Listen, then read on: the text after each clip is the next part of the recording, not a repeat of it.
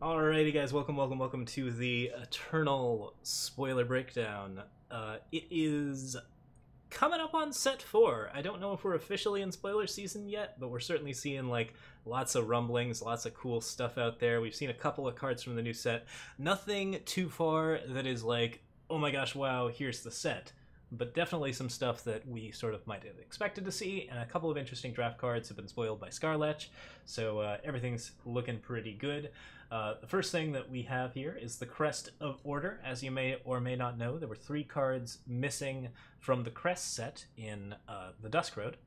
That was the Seat, or the Crest of Mystery, the Crest of Order, and the Crest of Glory, which would be all of the ones that are Rakano, Xenon, and Huru in that respect. And so now we have our Crest of Order, which, as you can see, is a very, very pretty owl crest. Once again, the Huru just seem to have a really, really cool design sense. They are very good at making their little symbols. Like, the Huru banner is also like really well stylized around these owls and does some cool stuff going on. Has some cool stuff going on, so it's pretty good stuff, and good to have this in here, of course. We're very excited to see this as far as Huru stuff goes. There's been a lot of art spoiled for the set. We'll probably show some of that off at the end, but we're mostly going to talk about the cards, what the new cards are, what kind of like interesting things happen with them.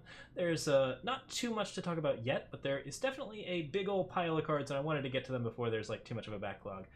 Mainly, there are 3 new cards that have been spoiled and a token. And the 3 cards all do very strange things for very strange reasons. So let's talk about those in order. First off, we got Miner's Canary, the 0/4 flying 2-drop for Justice. So this is like straight off just a standard common bird that you can pick up in draft or ranked to stonewall your opponent early with units. I don't know if this is going to be playable in ranked or not. It seems like as a 0/4 flyer, it's probably on the reasonably strong side for weapons-based decks. That is a decent amount of health. It's outside of Torch. It's once you get a, like any type of weapon on it, it's outside of Mortar or other stuff like that. Like, this is a thing that you could probably beef up with a lot of different cards and maybe get some benefit out of. But overall, it's going to be a little bit niche on that front. It's not an immediately powerful card on the rank side just because what you are doing with it is not proactive, and you are generally trying to make proactive things happen with 2-drops in Justice. However, it's a good flyer. It definitely bands well with a bunch of other flyers. We will see if there is any interesting bird synergies or any other cool things going on with this card, but at the moment, what we know about it is that it's kind of an interesting stonewaller. I think it's actually pretty decent in draft. Like, it is something that you can use to just hold the fort and play into like 7-drops and 6-drops. So if you want to build like a deck that's just full of good stuff, Miner's Canary is the card that helps you get to that in Justice. And there's a lot of good stuff in Justice that can actually work around that. Like, you can do like the wanted poster removal suite. You can go for like the really, really super big Valkyries. Like, this card is really, really obnoxious with the Valkyrie Arcanist, the 3/3 that basically just sits down. This is probably a Chalice card, but I wouldn't really worry too much about it. I would say like Chalice doesn't really want to be playing a 0/4 much more than anyone else does, so it's totally fine. I would say that it's okay as a Chalice card, not going to be amazing, but definitely at least something for those Chalice players if you want it. Yeah, so overall, like, it's not reasonably strong in either of the sets, but it's kind of interesting. Kind of an interesting card for being like a Miner's Canary. Like, Miners are a Stone Scar thing, so you generally expect to see this card like sort of in that set. You obviously aren't going to have a 0/4 bird in either purple or red, so it's just kind of odd to see it. I also like that it is flying out of its cage. Generally, like with Miner's Canaries, the idea behind the Miner's Canary is that it is down there to detect toxic fumes, or in the case of like Shiftstone Miners, you know, dangerous magic. So you kind of want to keep it in the cage because basically, if you look in the cage and the bird is dead, that's how you know that you should get out of the mine. Not like the nicest thing in the world, but that's what they used to do. Okay, but yeah, you know, so of the other 2 cards, we have 2 other ones that are On the verge of exciting and definitely a little bit strange. Next up is Harmless Question, which, as you can see, doesn't look all that harmless. Both of the cards that got spoiled yesterday, Harmless Question and Mindfire, feature elves in the art, so that's something to note. This deck this does appear to have a reasonable amount of elves in it. We might see something of a film focus in the storyline, which is something that we've never seen before. And yeah, I'm not really sure what's going on yet, but there does seem to be a higher amount of like interesting magic stuff going on in like some of the basic commons that have been spoiled. So we might be seeing some actual storyline out of the Feln, who thus far don't really do much. Harmless Question is a really interesting card. It is a 0-drop that stuns an enemy unit as a slow spell. Now, this is reasonably not that strong. Like, you definitely could say that like it is something that you can use in sort of aggressive decks to get a decent amount of push through. So if you can actually get like a green deck going that really wants to just constantly be attacking in, the thing that I think it's most interesting with would probably be Spire Chaplain, which of course is a card that you can use to draw Justice Sigils every time that you attack unimpeded. If you're using a lot of sort of aggressive green stuff, then yeah, maybe this card comes into play, because green does have a lot of ways to draw cards off of those green stuff. Like we already have like some cool Justice decks, like the Huru 7s deck that I was using. Might use this card if we wanted to basically just not use the 7-drops. Overall, I would say that it's pretty unlikely to see a lot of play. It's a little bit limited in impact, but it's okay in draft for basically just disabling one unit for a decent amount of time. So the way that stun works in this game, and it's always good to remind us, this one would disable the unit from blocking the turn that it's played, and then it would skip its second block as well. So it would not be able to attack, and it would not be able to block twice. And because it's not a fast spell, we don't have to worry about anything else with it. Yeah, like overall, this is, I would say, not amazing. It's like very similar to Daze, although you would not play Daze because Daze costs 2 and does basically the same thing but doesn't give you any sort of aggro. Like, I think you're playing Harmless Question in a big tempo deck, or as a way to just win a game off of like a serious amount of tempo. So if you are able to actually get a perfect curve, then Harmless Question can lock down your opponent and make like a lot of bad stuff happen. If you aren't, I don't know that I'd pick this up really very highly. It's not high as far as removal goes. It's probably something that you pick up in the late end of the draft, but if you do have the right kind of deck for it, you can certainly do some things to win with it. Yeah, I actually think I like this card better for ranked decks if you're trying to do something very specific. For example, if you are trying to set up Fencing Master, which I would more than bet is going to be in whatever form of packs that they choose to use for draft for the next setup. Like I'm gonna guess that there's gonna be some stun synergy in this whole setup. So if you're looking for like good draft cards that have stun synergy, that's another thing that Harmless Question might be used for. But yeah, if you want to build like a ranked deck built around either like really super fast aggression or sort of strange stun focus, like something like Icebreaker, where you really want to constantly stun your opponent's units, then maybe you put it in there. Overall, this card is not extremely strong, but the fact that it costs 0 means that you have to keep an eye on it, because 0-cost cards do actually sometimes just completely break metas. I would say this one would have to have a lot of support to make that happen, but I would not count it out just because it's a 0-cost card. Okay. There is a counterpart to Harmless Question, and I actually asked people the question of which was better, because we have one that costs 1 in red, called Mindfire, which is a very similar situation. You're exhausting 2 enemy units instead of stunning 1, and it costs 1 instead of costing 0. Now, I believe the consensus was, from the poll, that Mindfire is stronger than the stun. And I actually think I do agree with that. There is like something to be said for like basically what it is that you're disabling. Like if you're disabling a single unit with a 0-cost card, then you get that unit for 2 blocks and also an attack. Whereas Mindfire disables 2 blocks, but no attacks, and it costs 1 more. However, this is a card that you actually use to win games, and I would say that this card is actually playable in ranked decks.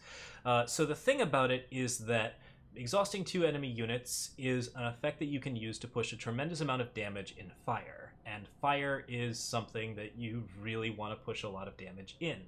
Previously, the only way to do that effectively, or the only way that like really seemed to have taken hold in the meta, is to use the rally type decks to push damage at the cost of cards. Like if you wanted to go really, really aggressive, you could do Burn, which got pretty well nerfed. You could do Rally and like a bunch of units, or you can do like sort of mid-range and then you just don't have reach. Now, if you're doing more mid-rangey Stonescar archetypes, where you're playing things like Champion of Chaos and like all of the like middle stuff with Vicious Highwaymen, maybe doing the Bandit Queen strategy, but the Bandit Queen strategy can usually rally as well.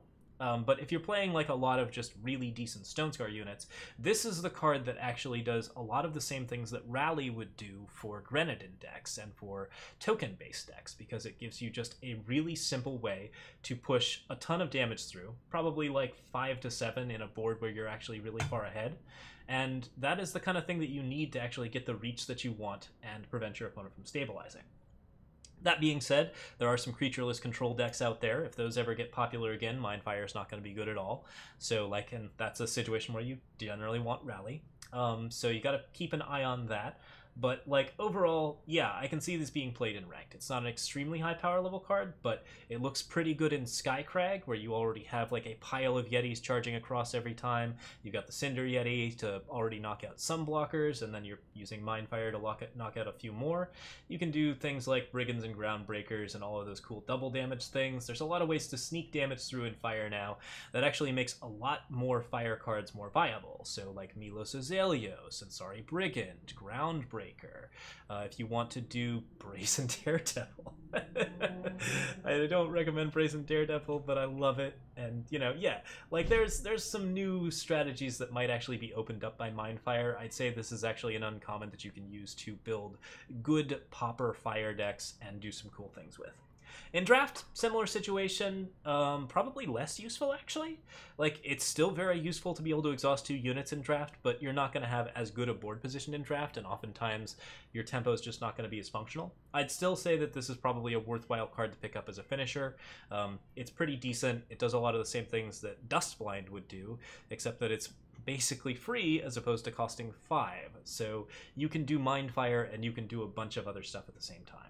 Yeah, this card could range in power level from being just like absolutely tier 1 nonsense to being, you know, like maybe a B, B+. And that's really dependent on what kind of support that the decks have. I would say that, like, yeah, you know, it could be even like a C. Like, there's ways that it could be not a good card. But I feel like if you're building a decent amount of aggressive red stuff, you're probably going to find some place for Mindfire to knock out some blockers and do some cool things. Also, Mindfire is a 1-cost spell. That's not uncommon in red, but there are still some decks that really like cheap spells. Anything that's using, you know, Northwind Herald, anything that's using Caldera Cradle, Bren decks. A lot of interesting options there. And since Bren decks often really want to like ramp into Moment of Creation and then push Moment of Creation straight through, there's an interesting option for Mindfire. Could be something good that you can use to get your Temple Raiders or Reliquary Raiders and other cool things through while you set up Bren and then Moment of Creation and blow your opponent out. Yeah, I can see this card having a lot of utility. It's probably on the strong side compared to the 0-cost stun card, which I'm not 100% certain isn't okay. Okay, so that's it for all of the card balancy stuff. We'll show off a little of the art as well. Like, there's some cool stuff out here. We got this decent little sheep token, which I just picked the wrong one. So let me go ahead and grab that one. There we go. So we know that something makes a 0/1 sheep. It doesn't have a gem, so we know this is not an actual card that you can play. This is something that something else plays. It's probably not an Ovinomancer, just because that's a thing that happens in Magic.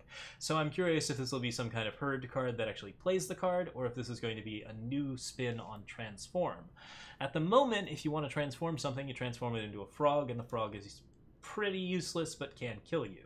This, if you're using it on your opponent's stuff to turn them into sheep, and maybe you get something a little bit less important and less damaging to you personally. Getting killed by a sheep, I'd say, about 2 times as embarrassing as getting killed by a frog. I don't know. Getting killed by a frog is still... There's something about frogs that makes frog victory so much sweeter. I don't know about sheep victories. We'll see. We'll see. Nonetheless, definitely going to be cool to see. And yeah, look at those alpaca lips. Oh, looking great. Okay, so we got... we got art for stuff. I unfortunately have the low-res art here. I could download the res, but let's we'll use the low-res art. It's okay. So yeah, we have the little Skycrag Yeti. Good to see a cool Yeti. This guy's playing around with some gems, but I believe that what's going on with this one, what they're trying to demonstrate with the art, is that the card is in some way generating a snowstorm. So I'd expect this to be some sort of spellcaster Yeti. We have an elf blowing up some stuff. I'd wager that this is going to be on a burn card as opposed to on an elf card, but we'll find out at some point. We have a dinosaur hiding amongst a group of owls, which is just the cutest thing.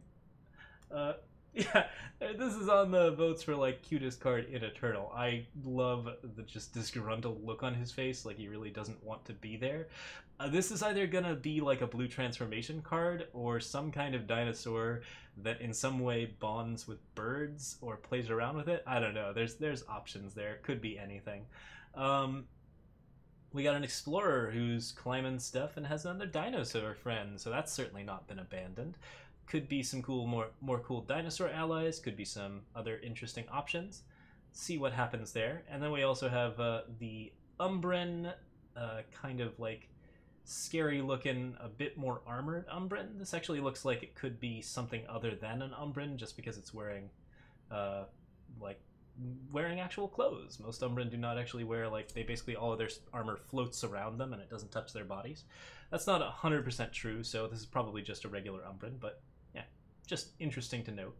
And then finally, like, the Umbran in this set actually looks super sweet.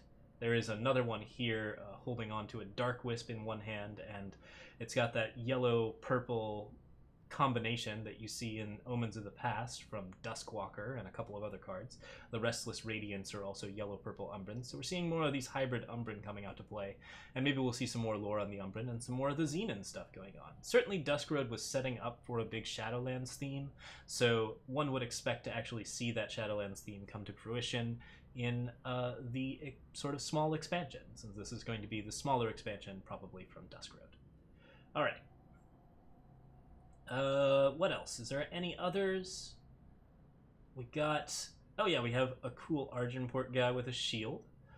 Don't know what's going on with that guy, but he certainly looks like he's doing a good job defending Argenport. The set name, by the way, we know is something Argenport, so it could be Fall of Argenport, Defense of Argenport, Last Stand at Argenport, any number of interesting things. But it's going to have at least some amount of Argenport theme going on, and with what's currently going on in the story, I can definitely see that being a real deal. We have another wisp, some sort of cute one. Not really sure what this is yet, but it looks a little like a dark wisp. So, you know, more shadowy wisps, and that's all good. Oh yeah, and we did forget to talk about one card, which is Lita's Apprentice. We don't have art for that one yet, but I will go ahead and talk about it. Lita's Apprentice is a 3-cost 2/3, which reads... It's 3-cost 2/3 for 1 blue, and it reads, cannot be silenced, and while it is in play, your other units cannot be silenced. So that one's going to be interesting. Oh, it's a 2-cost 2/3. Did I say 3-cost? I think I said 3-cost. It's a 2-cost 2/3, so Bold Adventurer stats in blue can't be silenced, your other stuff can't be silenced. That's a really good Unseen enabler, just because Unseen have a lot of things going on with battle skills where they would really rather their battle skills not be silenced. You can do it in some cool crown type decks, and that might be pretty interesting. I think it's more interesting in general just in Unseen Tribal if you're trying to set up good Unseen. Like, that's a good way to get Bisma to not suck. That's a good way to get, like, a lot of the other Unseen cards that don't have good enablers on the move. As a 2-cost 2/3, it's reasonably well statted. The ability is probably pretty worth it, and yeah, it's reasonably evasive, not too bad overall. I'm kind of into that card overall. Alright, so that I think is it for all of the cool art and all of the cool card stuff. So we will talk about the other cards. We might talk about Lita's Apprentice again once we have art. But we'll talk about all of that other stuff when the spoilers happen. Gonna go ahead and take one last quick check in the Discord and make sure nothing ridiculous happened while I was streaming or anything like that, because that sometimes does happen. We'll go ahead and check the pinned messages and make sure that we didn't like lose one. And for some reason, not seeing any pinned messages, but I'm pretty sure that we've got one. Oh, there's a card. It's called Riza Greatbow Master, and I don't know anything about it. Yeah, we got Miners, Canary, Riza, Greatbow Master, and Royal Guardian might happen. All right, so that's about it. Yeah, so we will be back with more spoilers once spoiler season officially starts. And to the YouTube folks, thank you so much for watching. To the Twitch folks, I'm actually out as well, so we'll see you guys very, very soon.